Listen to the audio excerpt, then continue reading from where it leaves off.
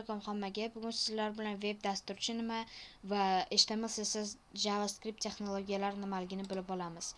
Web dasturchi nima? Har bir bosish ortida raqamli me'morlar va web ishlab chiqaruvchi, veb-saytlar va web ilovalarni yaratadigan mutaxassislar, ular web dasturchi deb ataladi. Va HTML, CSS, JavaScriptlarni texnologiyalarni dasturchilar ishlatadi. HTML, CSS, JavaScript texnologiyalarini hayotiy misolga olib borsak, HTML bu uyingizni skeletini qilib beradi. CSS esa unga dizayn berib, mebellarni qo'yib beradi. JavaScript esa uni funksiyalashtirib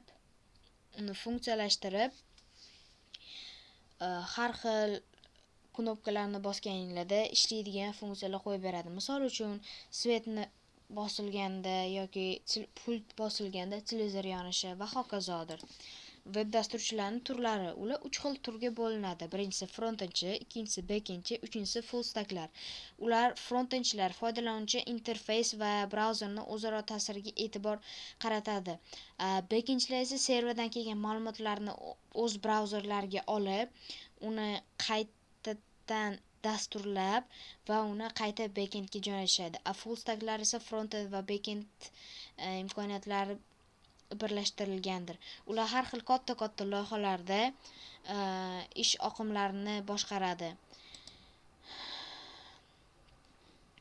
Har bir dasturchiga kerak bo'lgan asosiy vakolatlar. Bular kodlar asoslari, HTML, CSS va JavaScriptni tushunish va veb-sayt va ilovalarni yaratish uslublari interaktiv qo'shish uchun asosiy hisoblanadi. Ularning muammolarini hal qilish, xatolarni tuzatish va ishlashni optimallashtirish, xavfsizlash va samarali veb-saytlarni saqlash uchun muhimdir.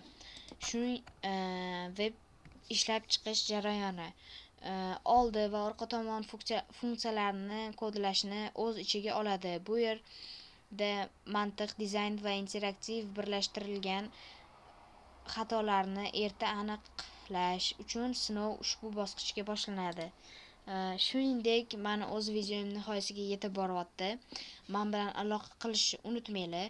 Web ishlab chiquvchilar har kuni raqamli dunyo bilan qanday aloqa qilishimiz shakllashtirmoqda. Ushbu sayohatni biz bilan o'rganishingiz uchun tashakkur.